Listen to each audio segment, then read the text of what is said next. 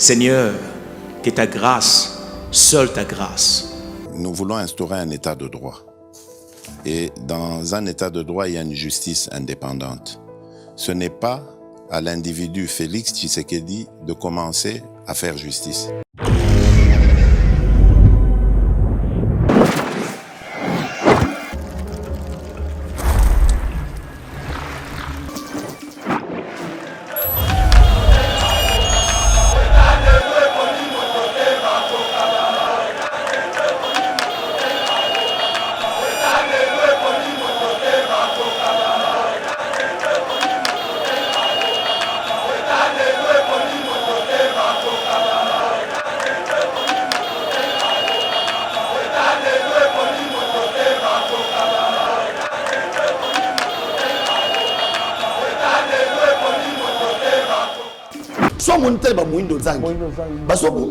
Quand nous avons des Tony Mwaba, Basobunda, tant que cela banane, tant Moutoura maman Erbazaïba. Non, mais non, critiquer non banda wapi. Attends, vous avez ça mutéma. On s'en parle. On sentit que Azan a un souci à Congo. Aota que non, je suis il y a MLC. Aota que non, Naouti Naza Moutou Yabo. Azota la nation. Et c'est comme ça que les lois on a rebisayo, ba député bo ke nango tina suka. Premier ministre ou l'équipe premier ministre Nyonso, il s'appelle bien et bien Sama Lukonde King. Ah, il a pas tant de mais Natuni kaka papa Kandolo. Natuni tende ko na Natuni sumi tunate. Na lobi nazo kenela bien. Ozo ngo bebisela nga journée pour. Natuni parce que yalo bebisela nga journée. C'est meilleur je. Ça ko bebisela nga journée omoni alati ba croiser na ngai na ba lunette na ngai na ngo bebisela nga journée te. J'aime pas ça. S'il vous plaît mon frère. Ko tangela ba kombo na te. Ko tangela ba kombo ya. Ata muzito. Papa. Nani l'homme de 1500 maisons. Bonjour mesdames et messieurs, bienvenue dans notre émission Éveil patriotique. C'est un makasi. Yakozana bino na cadre et émission pour tout notre actualité dominant la scène politique congolaise. Alors sans plus tarder, Tokolobela, Bongo Mahematali, 40 députés nationaux membres de l'ensemble décide de quitter Moïse Katumbi, entre parenthèses député. Moïse Katumbi vaut mieux l'avoir avec soi que contre soi. On peut dépouiller Katumbi de tous ses députés et ses ministres, mais Katumbi reste redoutable. Jean-Marie Kassamba. Élection 2023, 34 députés du Grand Katanga s'engagent à soutenir la candidature de Félix Tshisekedi. La Cour des comptes dépose ses observations sur l'exécution du budget 2021 à l'Assemblée nationale. Je croyais à mon ami en tant que chef de l'État élu. Je me suis rendu compte que lui-même ne se considérait pas comme tel. Ça, c'est Fumumpa des nouvel élan, si je ne m'abuse pas. Adolphe Mouzito Ndemutalobi Bongo en s'adressant à Martin Fayoul. Alors, pour entrer en détail, il y a l'actualité, nous avons comme invité Benjamin Mwanasuka, pièce contre pièce l'actualité. Mwanamboka Benjamin Mwanasuka Mbote.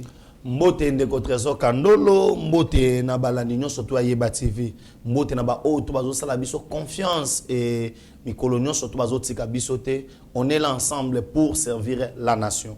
Merci beaucoup, Mwanamboka Benjamin Mwanasuka. Nous rappelons que nous avons à la régie Steve Konde, HD le petit génie, toujours au four et moulin, secondé par Mike Chiswaka. Alors, mieux vaut tard que jamais, puisque moi, Mobimbao et Zakakayaye, joyeux anniversaire à Messieurs Didier Baye Mbombo, le big manager. En tout cas, longue vie à vous, soyez prospères à tous égards. Pourquoi pas, nous voulons vous voir être élevés, surtout na expertise, na yo, il y a tourisme, pourquoi pas. lobi lobi osimba tourisme ya RDC po tombola ngondengo aliko tombola ya bamboka misusu ya Afrique. Alors ekozala sengo makasi bisiko zali mbota ba elamu, bonne fête avec toute la famille messieurs Didier Bae. Joyeux anniversaire à messieurs Stéphane Milandou na États-Unis kota zali kuna to aliko souhaiter yo mbotama elamu, longue vie à vous. Soyez prospères à tous égards. Nous clôturons cette page rose avec un fabuleux anniversaire à Dina Mwema. Dina Mwema, la fille aînée de mon papa Charles Banzé. En tout cas, longue vie à toi. Sois prospère à tous égards. Faites bien à côté de Mama Bijou Foura Banzé. Donc, Mwana Mboka, Benjamin Mwanasuka, 40 députés nationaux, membres de l'ensemble pour la République, il y a Moïse Katumbi, va décider bongo Kotikaye pour soutenir Mokonzi Mboka officiellement. Réaction de Mwana Mboka. Merci Ndeko Trésor Kandolo, tant que la nation. Ça veut dire que les députés vont se rendre compte que pour trahir Mboka na bisoté. Trahir Mboka comment parce que ezana makambo oyo lelo tout congolais o aza sérieux, tout congolais o aza congolais à solo azomona ke y a de l'espoir na mokonza Mboka azo kamba Congo. Komona bitumba oyo fachaza nango, komona ba condition oyo azweli Mboka. Ndeko Trésor Kandolo. Kobanda 2001 au Kabila zu pouvoir. Tina 2006 Kabila na batouné bazaki incapable ya to atteindre 1 milliard ya budget. 1 milliard ya budget. Ozo comprendre. Kabila atiki Mboka oyo à terme ya réserve de change 800 millions de dollars. Je dis bien 800 millions, pas même 1 milliard. Maintenant, prenez les 800 millions, divisez la population, il y a 100 millions d'habitants.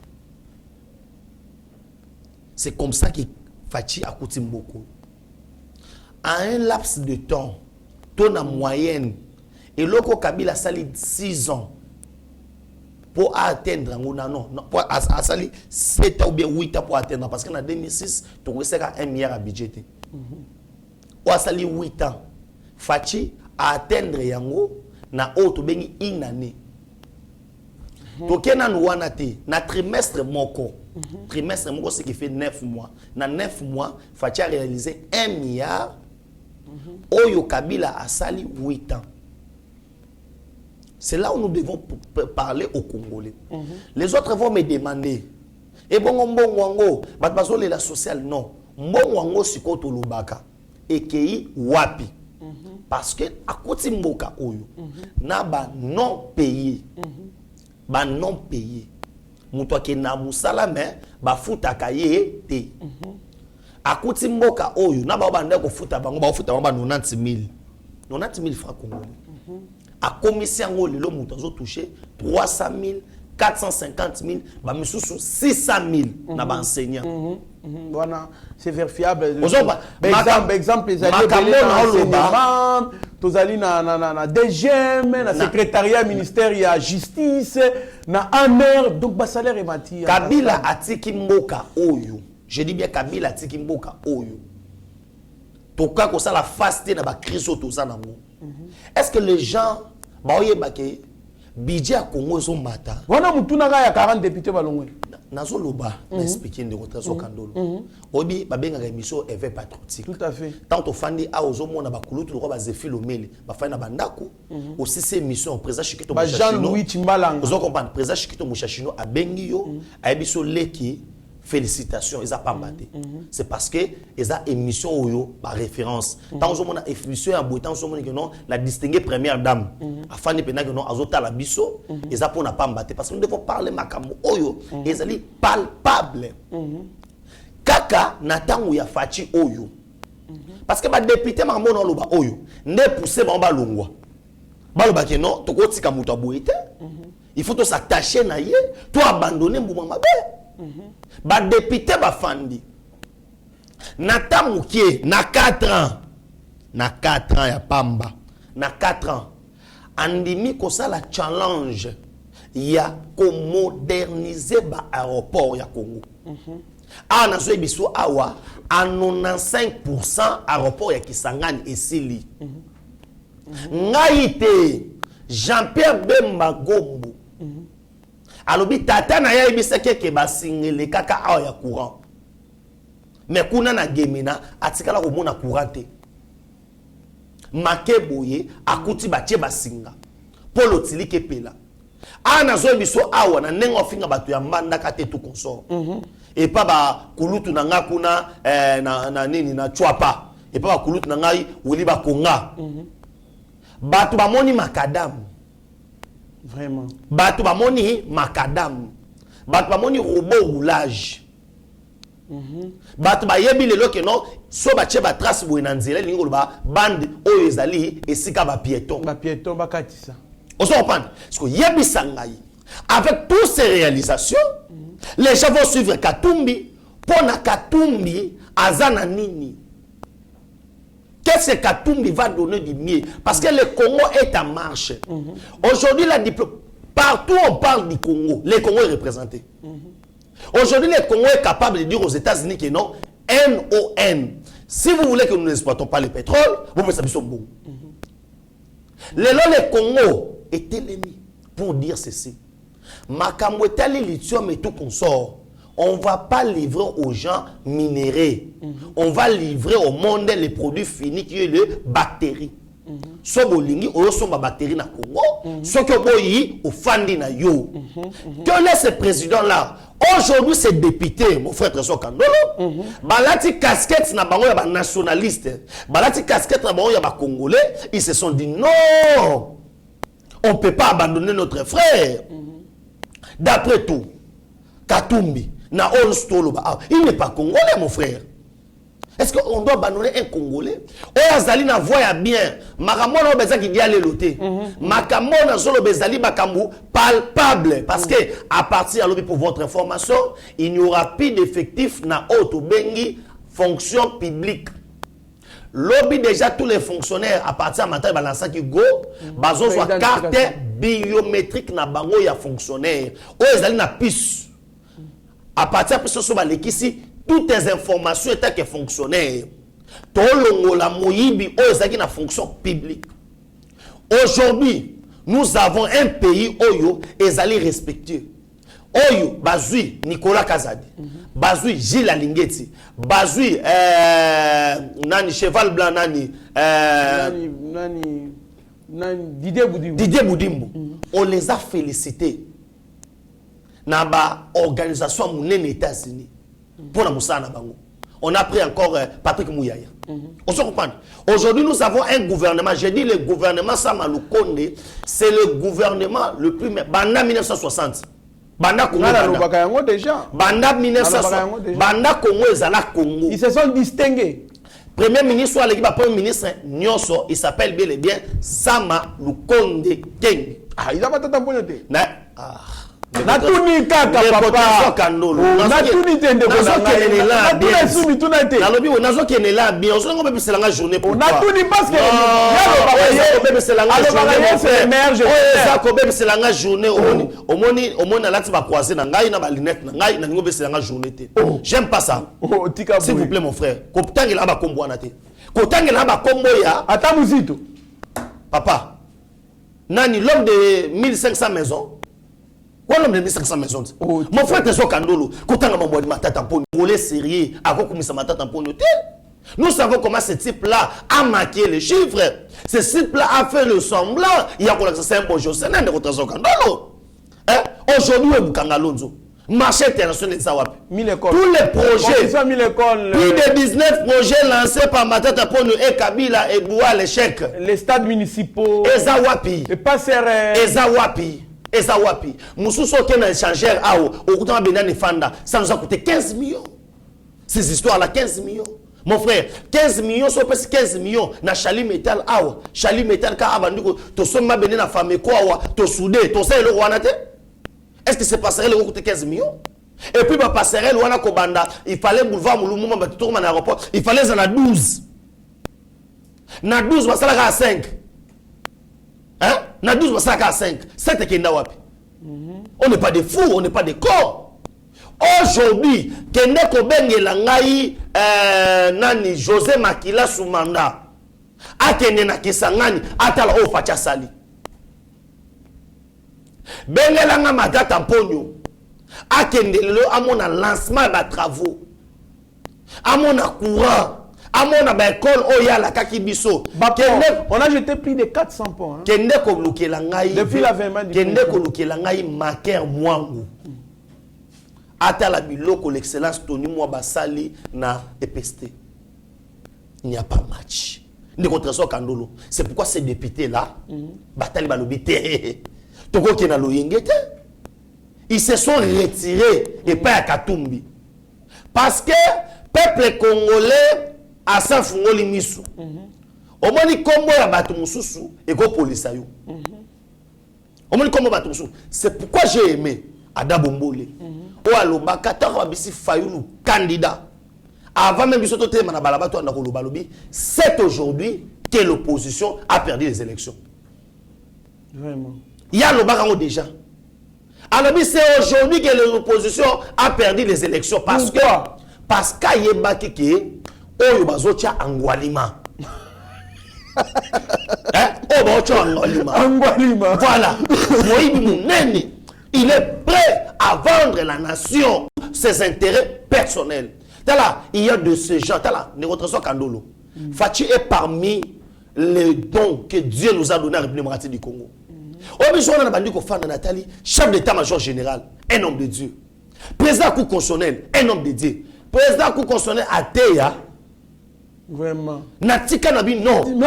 Mon frère, je me rappelle bien, na full gospel, en 2017-18, tout ça là, na parking, il y a grand hôtel. Avant qu'on ne vende ça. Message bima. Message bima. Baloba que Dieu cherche à élever des personnes, des chrétiens à la tête de ces pays. Moi, Namboka, Benjamin, moi, Nasuka. Makamutali ko vivre Zamba Loba yango depuis 2017-2018, je le répète. On a un président, un vrai chrétien qui craint Dieu. On a un président à cour constitutionnelle. Un vrai chrétien qui craint Dieu. Un pasteur. On a un numéro 1. Il y a armée. Un pasteur qui craint Dieu. Moi, Namboka, Zambaro Sarati. Mais n'oublie pas aussi. Pasteur Roland Dalo. Aloba Yango. Dieu cherche à écarter tous les traîtres de la République démocratique du Congo hors la gestion de ces pays. Papa, et là, Batoumissus Babanakomona na bango gestion mboko kaka na musika. Ba okufana posa ya ko gérer atondisi batuna est atondisi batuna na Kasai yes mais moyen kota ezate parce que Nzambe mutu akangeli porte à gestion. Pourquoi? Parce que bazali ba traître. Continuez, merci beaucoup de mon frère Trésor Kandolo na mayo chenga na munoko na koyebisa yo que aujourd'hui face à baramwana nyonso tu nozomona ba congolais ba komi kozwa conscience que on a un président qui craint Dieu. Mon frère de Trésor Kandolo omoni lelo oyo les gens peuvent s'attaquer na chef d'état na mamunyo surtout mais en matière ya moyibe et tout consort ils sont incapables. Pourquoi? Parce que baza incapable ya lelo kolobake non bota la facha sombi immeuble boina Suisse bota la yo somo lo ko bima et bima te pourquoi? Parce que ce quelqu'un oyo il regarde ces pays a otala lobi na ko bana ko yibela wapi et lo ko yiba ezate mais naza na souci ya kobongisa. C'est pourquoi ole amitongela Kingakati Yaye amitongela Kashamata Yaye Kashobwe Yaye il a préféré tobongisa ndako oyo ezaka Maréchal Mobutu. Il a préféré ya koyebisa la distinguer première dame Maman Denise na ki Tshisekedi alobi to salaka na oya biso. Il y a présidence. Il y a présidence. Toliaka oyo koki na mongongo na biso. Ne maman pa alobi te na salata fondation. Oyo batu ya mawa so bazana ngo ba pesi ngai na sungi pe batu mususu. Aboyi ko sala égal. Aboya kota maman Denise abanda koteka Thompson, ateka Fufu, ateka Manioko. On a vu de gens gouverneurs ne contre Nolo, mais les Katangais sont là. Au Katanga, Totamboli Kuna, les gens qui ont vendu même le braise, Katumba Tekana Makala. Or, on a droit commercial. Il y a ce qu'on appelle les personnes qui sont frappées d'incompatibilité pour exercer les commerces. Entre autres, l'homme politique. Parce que soit sali en oui, les concurrents sera déloyal. Imaginez-vous. Il peut user de ces pouvoirs-là qu'il a. User ça dans le commerce et déstabiliser Batumisusu. C'est comme ça qu'ils ont agi pendant ce régime de 18 ans. Mais aujourd'hui, nous avons un président Zolobake. Nala chambre. Deux chambres, salon, cuisine. Obi mukolona kenda kota la baisra que non, ndako chef d'état la kayango na bino, mukonza roza pe simple tina niveau té. Très bien, nous continuons avec notre émission. Comprenez quand même une seule question, 40 députés qui ont quitté l'ensemble pour la République de Moïse Katumbi pour rejoindre les chefs de l'État et les soutenir. Ça a suscité Babilo Benjamin a évoqué pour vous montrer combien ces députés-là ont réalisé pour suivre les chefs d'État. Non, on a raison de les suivre parce qu'il a cette bonne volonté, il travaille bien. Et puis, nous avons Kandolo. Na malubanayo ou etikinga na mamo lobby et puis sans réflexion dans le baboui. Ça veut dire biso veut pas tout ça la guidia les loter. Aujourd'hui, na ba député wana, ils ont analysé. Ça veut dire fatito la nara pour na sentimenté. Et ça pour na écoloté. Mais ça pour na komona. Na za garçon mon entend komona étant so excuser ngai. C'est un ami à moi Girbo. To benga ke grand-père. Pour nini na jeune âge biso to ça, il y a 9 enfants. Na 9 enfants wana kami balne banda otanga. Ba otanga pe ba benga na bango. Et to koloba 7 enfants na ye bazai na primaire. Ba na primaire. Et bana wana ba mo otanga na tene de la Gombe gratuit.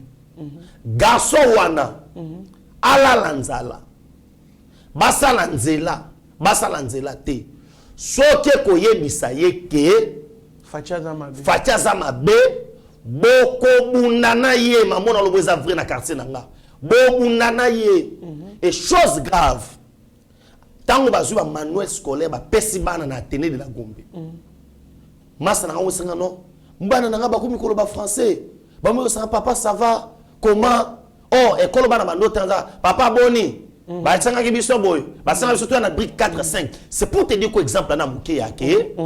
Aujourd'hui les Congolais quand nous disons que les chefs d'État travaillent, à travailler na parti moboete, obi na régime autant koleka. Ezaka so belo o muke o, osomona na Lubumbashi te ba osala. O mona passe ba osala. Mais aujourd'hui et comme na idiofa et pas ba nzalanzoko. Ba moni lotili ke peli. Et comme ba ke batali be pa bemba, lotili ke peli. Batali pe ba oyo, nzele zo salema. Batali kone pa ba oyo, on doit RDC za chantier. Voilà. Parce que ces députés-là, ils sont le représentant du peuple. Ce ne sont pas des députés à Fachi. Ce ne sont pas des députés à Katumbi. Ils ont leur base. Base na bango za regarder par na bango pour leur dire que sobo meki bo mona makamuna bino. Base na base parce que tant que na base na bango romona centre de santé. Base na bango mona projet 145 territoires. Bamoni banzela bani. Tu vas venir avec un discours na base na yo pour dire que non, bon voter naï, mais on voter fachité. Ils vont te dire que non, mais c'est qu'on a un problème. C'est pourquoi ces députés, en ayant tout ça, en réalisant toutes ces histoires, ils se sont dit non, de suivre voie raison, de suivre Félix, à tout quelque chose. Il y a un homme qui bouille.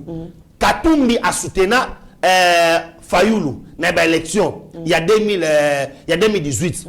Katumbi a soutenu Kabila dans l'élection 2011. Katumbi a soutenu Kabila dans l'élection 2006. Et ça, là, on le côté. Très bien, avec son argent, pour mettre les mains. Moïse Katumbi, vaut mieux l'avoir avec soi qui contre soi. On peut dépouiller Katumbi de tout, ses députés et ses ministres. Mais Katumbi reste redoutable. Jean-Marie Kassamba. Est-ce que les chefs de l'État ne peuvent pas faire, ne peuvent pas avoir le deuxième mandat parce qu'il ne sera pas soutenu par Moïse Katumbi? Je viens de le dire ici, dans le 4 Maloba. Il n'avait pas soutenu Tshisekedi en 2018. C'est qu'il avait gagné les élections. Il a promis une campagne américaine à Martin Fayoulou. C'est qui fut fait. Mais, bah gagner pété. Bah gagner kate. Mouto Boloba, na biso. C'est comme si les élections ne soient participé. C'est comme si les élections ne soient participé. Donc, si je comprends bien, en 2006, a soutenu Kabila. Bemba Ganyaka. En 2011, a soutenu Kabila. En 2018, a soutenu Martin Fayoulou. Facha gagné. Sikoyo.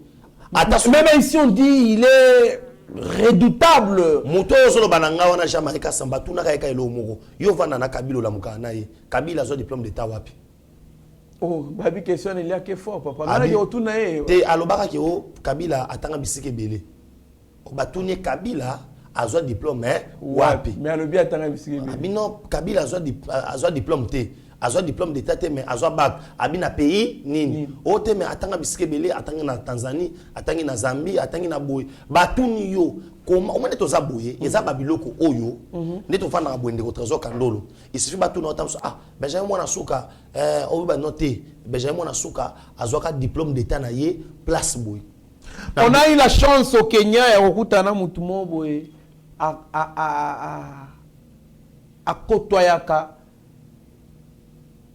camarade de classe, il y a 4e primaire, il y a Joseph Kabila na Kenya. Attends 4e primaire na Kenya. École de Kiminga, pasteur Gili te la mémoire ya makasi na retourner à rappeler nga école oyo batanga. Atanga na Kenya. Peut-être ya wana jamais Kassamba bi. Non, wana c'est pas ça, c'est pas ça. Aujourd'hui Jean-Marie Kassamba. Mais diplôme de problème. Aujourd'hui Jean-Marie Kassamba.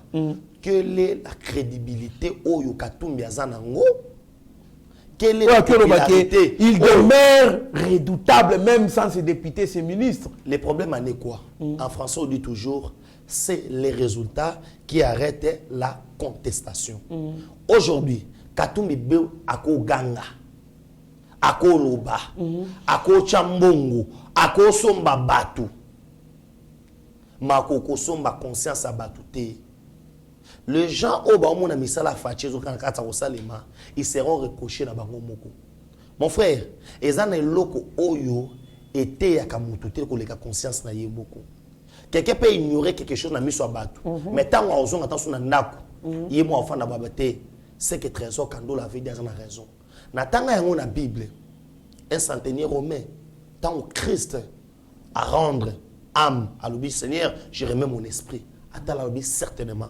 Cet homme était le fils de Dieu.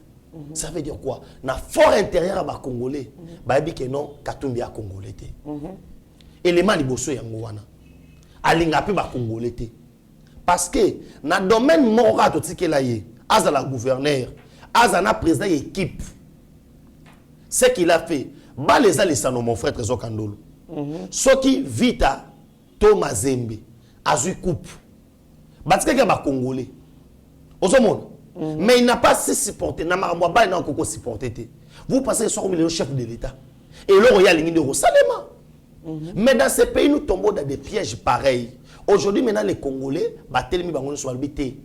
Jean-Marie Kassamba a mis ça dans les soutenir les étrangers. Parce que quand tu es incapable, tu es incapable.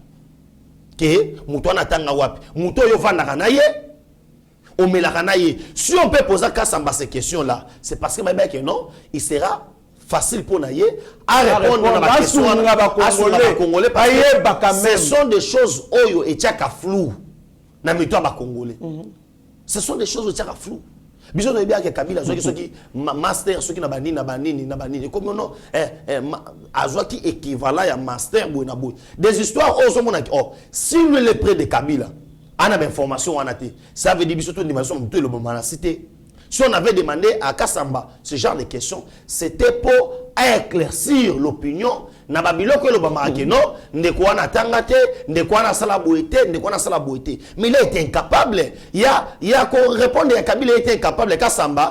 Mamoyo le belande, Katumbi est redoutable. Katumbi azaki na Fayulu. Qu'est-ce qu'ils ont fait? Na robiso bo ndeko tazo kandolo. Soit na élection oyo, ba gang ezande oyo. Fatazo que c'est aux ba 90%. Parce qu'en face, il n'y a pas un candidat. Tu sais, mon compte lui-même l'a dit. Alors, l'opposition, lemba. Il est trop faible. Il est faible. Trop faible. Il était mené à la lingala. Faible. Et tous les oppositions, faible. Martin Fayulu, faible. Moïse Katumbi, faible. Adolphe Mouzito, faible. Oui, c'est ce que Nanyango. Mukwege, Yekutu, foin. Nous n'avons pas en face de nous, nous ils peuvent se taire. Parce que quand nous devons écouter la voix de l'opposition, il fallait strictement la sécurité, comme on a qui soutiennent les FRDC, bloc pétrolier. Mais ils ne sont pas là. Cela veut dire qu'ils n'avons pas l'opposition. Très bien, Mwanamboka, Benjamin Mwanasuka, je pense que Moïse Katumbi n'est pas tel que Jean-Marie Kassamba. Lui-même le pense. Moïse Katumbi n'est pas la foudre de guerre. Ni si la popularité ou quoi, l'argent ne peut pas acheter tout le monde. Ça, j'insiste. L'argent ne peut pas acheter tout le monde. Il y a des personnes qu'on ne peut jamais acheter. Peu importe leur stratification sociale, qu'ils soient dans la classe des prolétaires, qu'ils soient dans la classe des personnes moyennes, ou des personnes riches, mais on ne peut pas les acheter. Pourquoi? Parce qu'ils ont leur personnalité qu'ils ne peuvent pas mettre sans jeu. Ce sont des personnes qui ne peuvent pas renoncer à leur propre dignité. Voilà pourquoi l'argent n'achète pas tout le monde, messieurs. Mwanamboka, Benjamin Mwanasuka, élection 2023, 34 députés du Grand Katanga s'engagent à soutenir la candidature de Félix Antoine Tshisekedi Tshilombo. Oh, ça commence à viendre. Merci beaucoup de votre Kandolo. Il y a quelqu'un qui avait menti aux gens que l'argent répond à tout. C'est pourquoi il y a des histoires qu'on ne peut pas acheter. Sans il y a patriotisme, face à ma baie, on ne s'était pas. Au péril, il y a ma vie na biso. Les gens qui ont été mais à l'époque, on prenait tous ces risques pour na mboka oyo. To vendre dans quartier oyo, to lobi ba quartier reculé à Ville à Kinshasa. Là, on peut nous faire facilement 10 mal.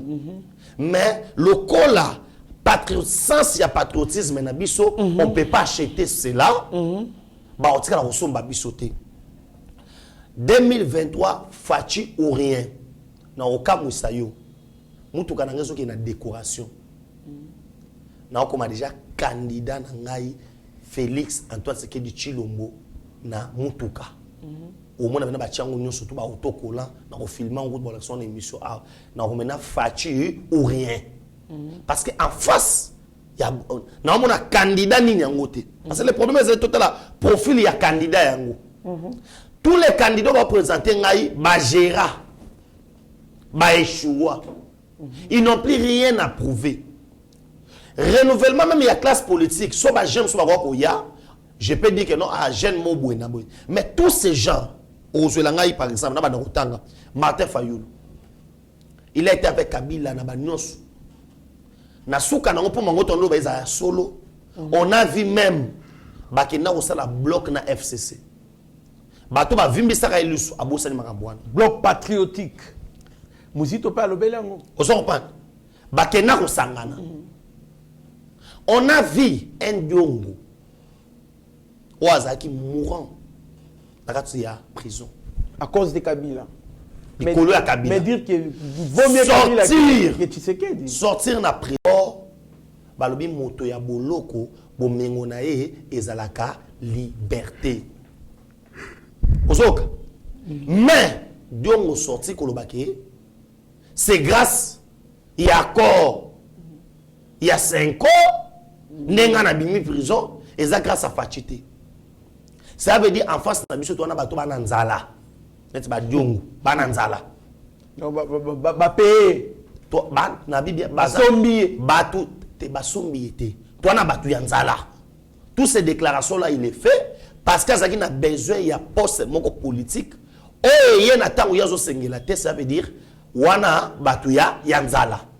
En face na biso nazana bato ba gérer mboko lokwa ba muzito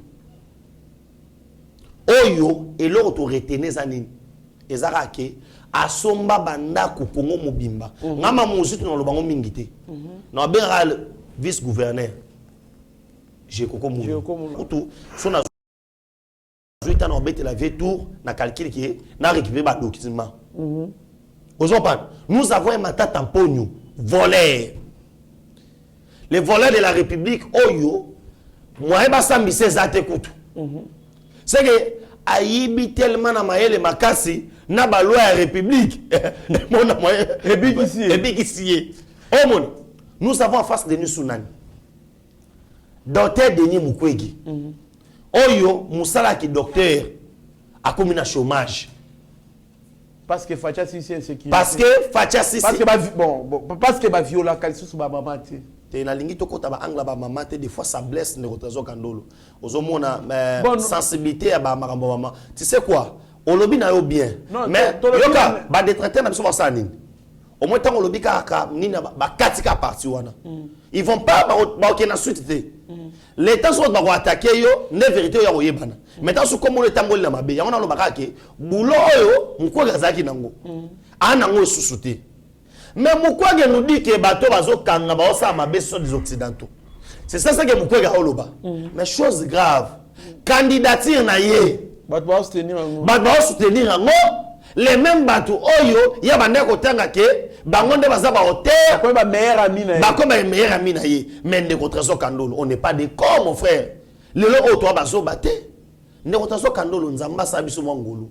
Malgré makambo ya o tozaki na opposition mais to chika.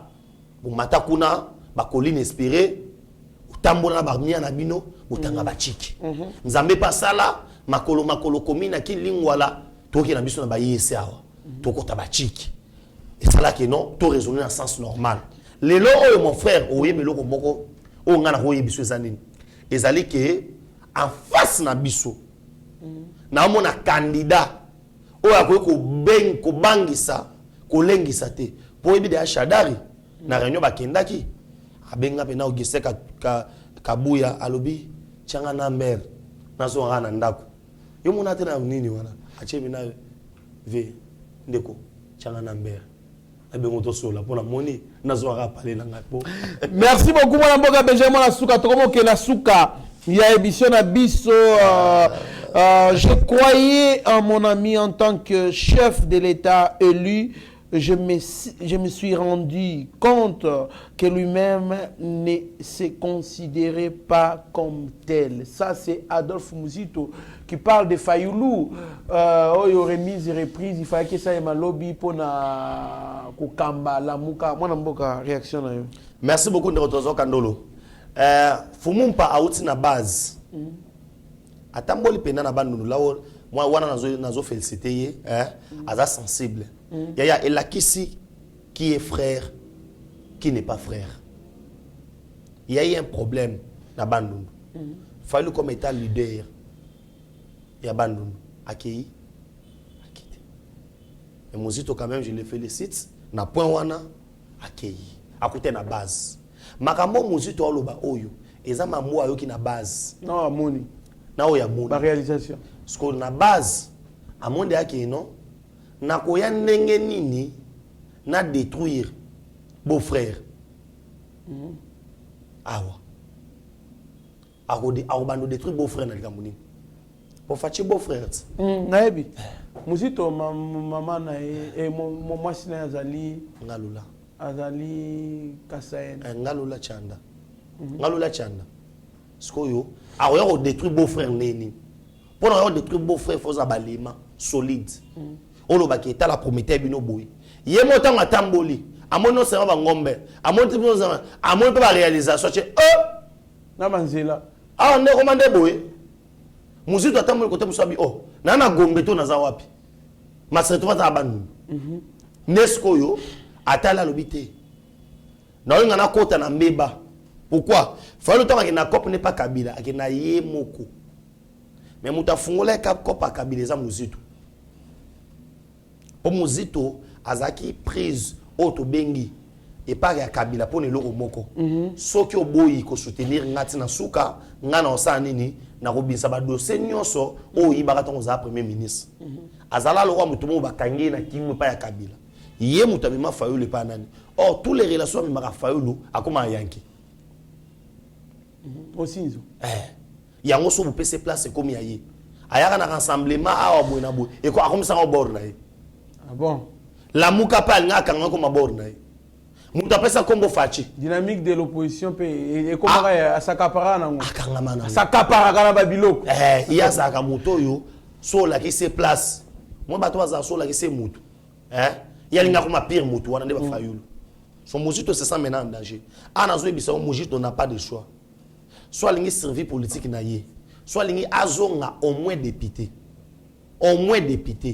il n'a pas d'autre choix de soutenir Fachi.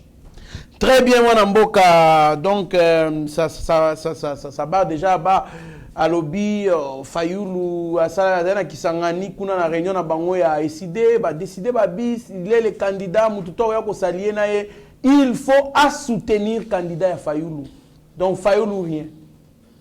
Pendant qu'il y a aussi là des ambitions politiques, ils doivent en parler en fond.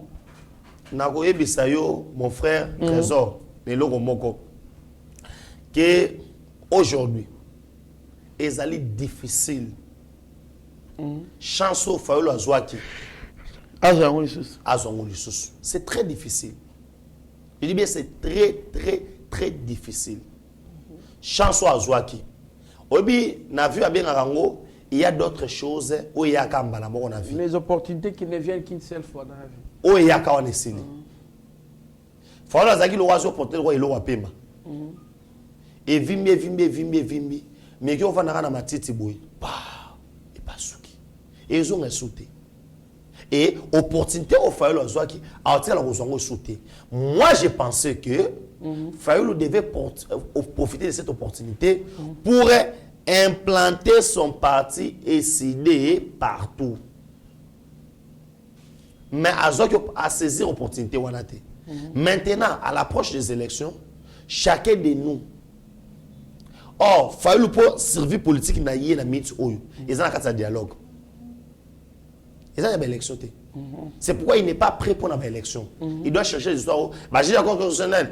Ouais, na boy. To vanda. To salaboy. Donc, sans avec on ne va pas partir aux sans dialogue, Fayulu n'a pas un service politique. Aux hommes. Or, bateau va soutenir yé. Bazo miser dans Sirkatumbi na yé. C'est que le FCC parce que FCC n'est pas aboué. Échec au bazo qui na 2018. Na ba révélation oyo to la qui na population. Tant facha sur pouvoir que bota la mabato ndo sabino no ba kao baza kao faut Lucas comme tout mon frère Trésor Kandolo est-ce que remarata na ville à Kinshasa au moins na soupe drapeau PPRD té au moins na soupe muto alata polo ya PPRD chose na peuple il fallait quand même c'est là au moins PPRD et aussi la rôle impère ici là. Très bien, mon Mboka. Déjà, mon Souka, la dernière question pour qu'on termine. La Cour des comptes dépose ses observations sur l'exécution du budget 2021 à l'Assemblée nationale. Apparemment, la Cour des comptes est la mouki, mon Mboka. Parce que vous avez reproché Bango Balala qui trop, l'IGF a pris de l'ampleur, plus que même l'Assemblée nationale, plus que même la Cour des comptes. Merci beaucoup, Ndeko Trésor Kandolo. Moussala ya contrôle, ya misolo ya l'État, moto ayambo, c'est l'Assemblée nationale. Pour Anine, bazana deux rôles principaux. il y a qu'à légiférer loi et contrôler le gouvernement. Parce que la Assemblée nationale, l'autorité est budgétaire. Ça veut dire toutes les dépenses où est ça la makaya l'État, c'est l'Assemblée nationale qui nous autorise à c'est pourquoi il y a un budget pas na bango. So ba nimi yango ne ba exercer yango. So ba boyi yango ba exercer yango payer té. Yango mona même les programmes du gouvernement ba kendaka nango ba kenango na Assemblée nationale. Makambo na loba oh il fallait honorable Léon Lemba ne ayeba yango. Po ba ko samusana bien ola ko binaka na ko sekisa ba. Sikoyo musala sala magaza nini. Esengeli Assemblée nationale asala musala wana ya contrôle. Nous avons l'Assemblée nationale à cause dirigeante autobengi enquête parlementaire dans la société de l'État parce que c'est lui l'autorité budgétaire il y a un sens la contrôle la babilo wana nyosoto il y a au monaka na kati wana bazana commission benga Ecofin au état la mamno soit finance publique na babilo au la Gérard Capé à l'époque na assemblée provinciale au bando iba makasi wana yango wana sikoyo à part wana tozali na la cour des comptes oyo ezali créé na 1993 par le maréchal Mobutu Kukuwendu Wazabanga dernièrement to okende awa banda cour wana salama ba pesa ena no makoki te au moins ezana ba tous ba politiciens mais ayibi mbongo ya l'état asali détournement so bakena na ba cour de cassation ba lever ba immunité ba sala boy la cour des comptes non seulement et ko ça contrôle ba kangyo moyibi mais koki ko sambisa yo o mona avantage la cour des comptes ya ngwana bazan ba juge oyo ba ko dirigeante enquête pe ko kanga ko sambisa ko tope na boloko or l'IGF a ko ça ka ba enquête na ye na simanango akamati ba rapport na ye a ke ko pesa ngo pa ba juge IGF akokanga yo te akosambisa yo te IGF toloba akosambwisa yo kaka akobimisa moyibi na polele makokanga yo te mais avantage ya cour des comptes non seulement ekosa la contrôle kotala makambo nyonso to mais en plus ya makambo wana nyonso to la cour des comptes ekokanga yo pe etie yo na boloko yango c'est important. Ya kozwa la cour des comptes ko sekusa yango kala mingi te ta mususu na ndinga mabete moto zo katanso ya IGF na muyibi e ko diminuer pour cour des comptes yenda ko kombola nde batunde ko kombola la cour des comptes oza en fonction oza bani na yo so abengi wa so ya kanana. Très bien, moi mboka Benjamin Mwanasuka Ntingi Pululu réagit à sa nomination aux Ali. Ça ne va pas faire, ça ne sera pas une question, c'est juste nous lisons quand même sa réaction. Ntingi Pululu, après sa nomination comme membre du conseil de l'administration de la SNEL, le chef de l'État, dans son pouvoir discrétionnaire, a décidé d'aligner les joueurs qu'il faut pour gagner les matchs. Et en électricité, il y a un nom qui fait peur. C'est Ntingi Pululu. Voilà, merci beaucoup. Nous disons à Messieurs Jean-Marie Kassamba qui Moïse Katumbi ne demeure pas redoutable tel que vous le pensez. Moïse Katumbi, c'est un citoyen congolais, comme tout le monde en termes de poids politique que vous les donnez. En tout cas, moi je ne pense pas qu'il est redoutable tel que vous le dites. Moïse Katumbi, la popularité, bon, peut-être que vous êtes en train de les confirmer, mais moi je ne pense pas parce que Moïse Katumbi a soutenu,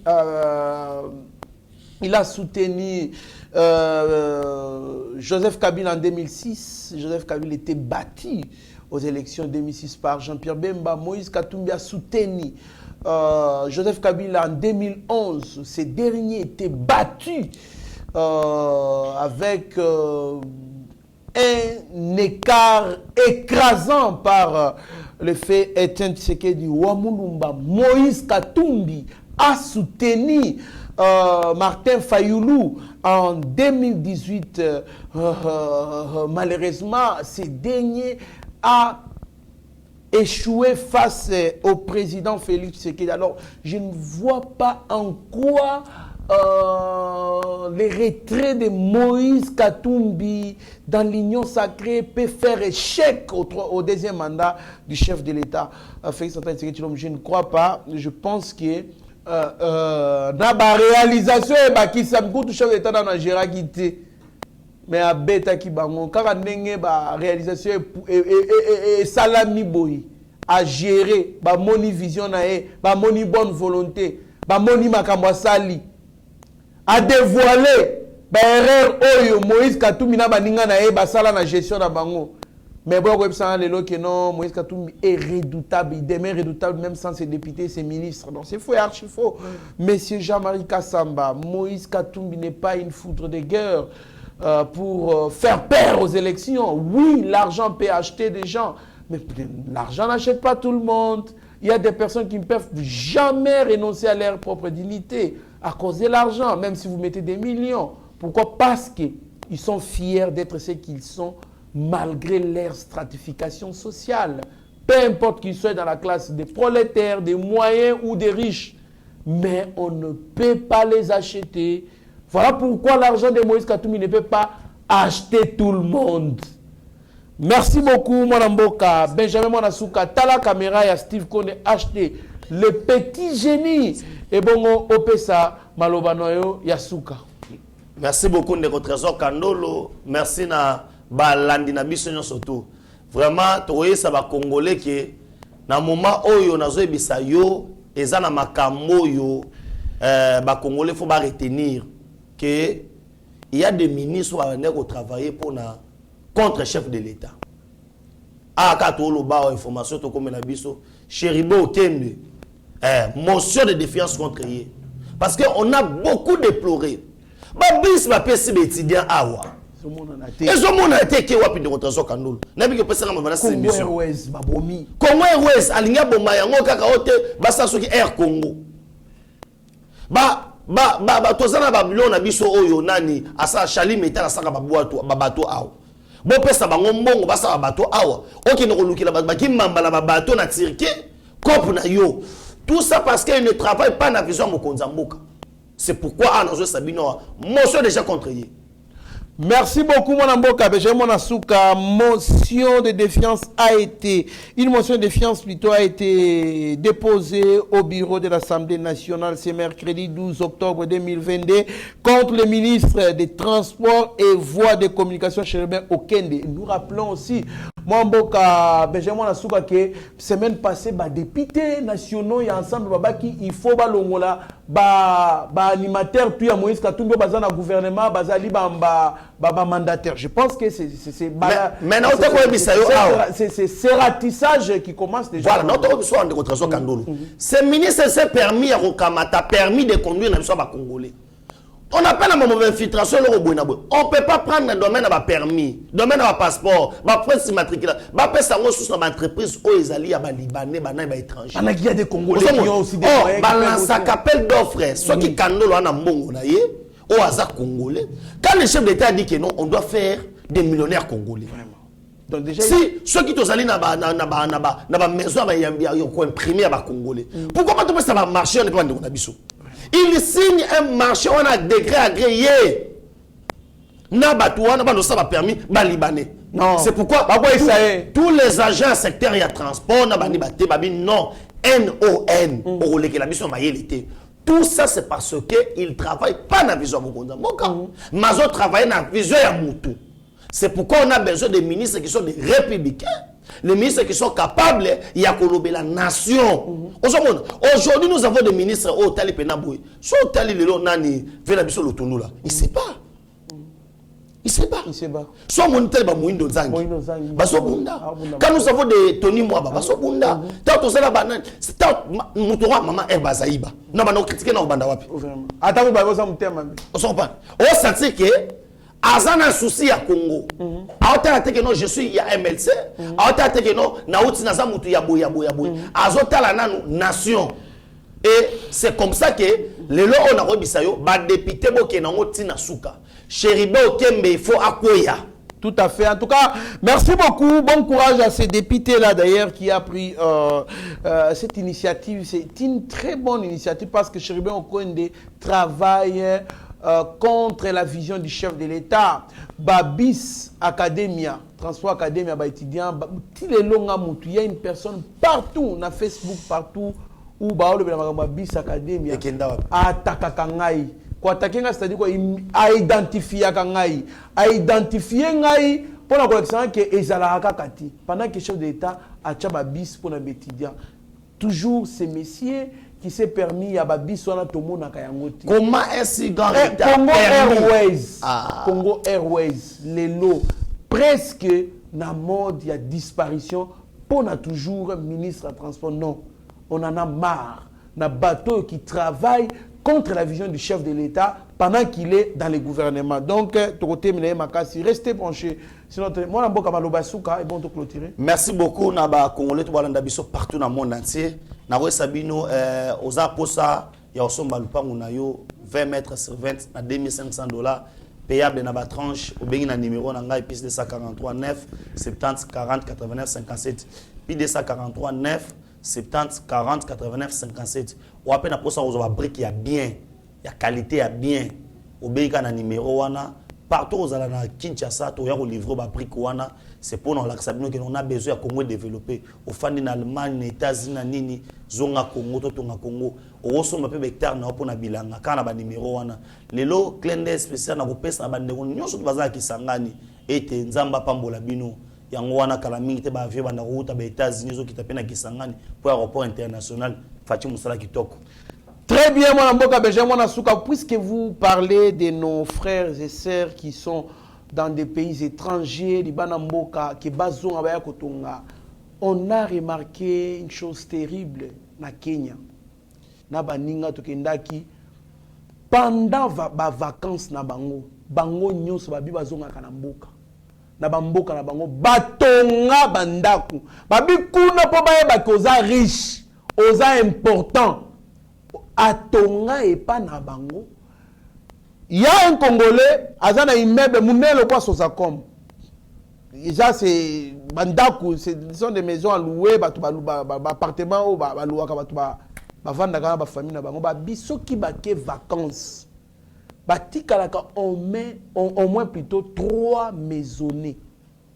C'est-à-dire 3 familles. Batu nyonso bakendaka na ba village na bango ko kende ko fêter na bamboka na bango. Ayons cette culture. Bia ko tonga bisika na biso pa na biso. Soki kutu na capitale ko tonga na Kinshasa ba olo bake e pa na bango ko tonga na Nairobi. Eza n'importe faut tonga pa na bino kandolo tonga na Chofa. Kandolo tonga na Lukombe. Et bongo bino ba iboko ki kotonga libanda ya mboka na Allemagne otongi sabi mafakala matuba yaka tongawa. Alors ekosala ki to valoriser ba territoire na biso, ba village na biso, na bandaku moko de référence. Bozo matapepo likolo ya mboka baninga, bozo tala mboka baninga ndenge batongi. Non, ministère urbanisme et habitat na bango, coup de chapeau. Restez branchés sur notre chaîne, vous ne serez en aucun cas déçus. Mieux vaut être maître de son silence que plutôt esclave de ses propres mots. Seigneur, que ta grâce, seule ta grâce. Nous voulons instaurer un état de droit. Et dans un état de droit, il y a une justice indépendante. Ce n'est pas à l'individu Félix Tshisekedi de commencer à faire justice.